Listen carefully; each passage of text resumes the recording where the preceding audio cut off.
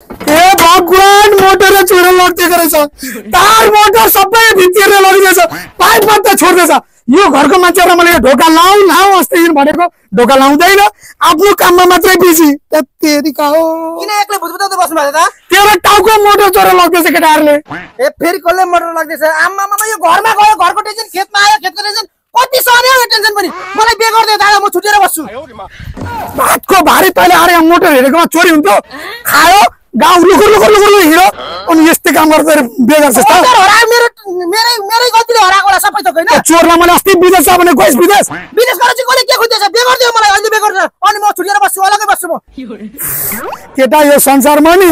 बे गर्न सजिलो छ बुढी पाल्न गाह्रो छ बुझिस दुनियाले बे गरेर पालेछ नि दादा म पनि पाउँछु पाउँछस् त पाउँछु म मलाई 2 महिनाको टाइम दे दिन्छस् टाइम के गर्नु पर्यो लुक गर्नु म 2 महिना हैन 5 महिना दिन्छु भन्नु के गर्नु हैन 2 महिना मात्र त मलाई गरे देखा त जुन केटी मान्छे त्यही केटी तँलाई पे गराउँछु विदेशमै पढाउँदै त ल भन्नु म ल हिँड मसँग ल हिँड 20 वर्षमा पे गर्ने भइस त ल यो सारी यो सबै लगेर हाल त्यहाँ अगाडि मलाई म भनेको चाहिँ टेर्न हाल ठिकै छ नि त गर्न घर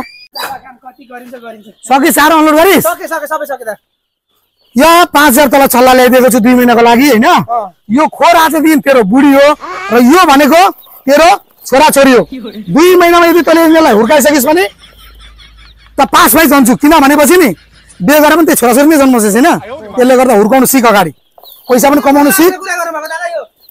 बुढी चाहिँ खोरा रे अनि चल्ला चाहिँ बे गर्छु भनेको के बोल्ला जस्तो कुरा गर्नु भएको दादा हो त्यही त बे गरेर पनि त्यही बच्चै जन्माउँछस् कि त्यसलाई चाहिँ अगाडि हुर्काउनु सिक पैसा कमाउनु सिक जुन केटी भन्छस् त्यही केटी तँलाई बे गराउँछु तर दिमागमा चाहिँ के सोच भने यो खोर मेरो बुढी हो र यो मेरो छोराछोरी हो 2 महिनामा रेडी गर 5000 चल्ला ल्याइदिएको छु एउटा चल्ला मर्नु भएन काममा लागिहाल दे ठुलो कुरा नगर काममा लाग के नै हो जस्तो तिन हात चल्ला हुर्काउन छोराछोरी हुर्काउने एउटै कुरा हो भाइ भन्नुहुन्छ अब यो 2 महिनामा यी हुर्काउन त के एकै महिनामा हुर्काएर बे मात्रै गर्न पाउन म 2 महिनामा भन्छ हप्ता दिनमा यस्तो बिजो भइसकिसक्यो मेरो कति कुदेका चल्ला पनि यो किरो बस्छ नि छोडे कति गाह्रो यिनीहरू हुर्काउन खर्च छोडे किन आको म हैरान भइसक्यो दाजु आउनु पनि हुन्न यार एक्लै उहाँमा मरि हत्या भइसकिसक्यो कुरो यता भाग्छ अर्को उता भाग्छ म हैरान भइसक्यो म तँलाई मैले भनेको थिएँ नि यो खोर तेरो बुढी हो त्यो चल्ला चल्ली तेरो छोराछोरी हो अनि म बुहारीको अगाडि कसरी जाउँ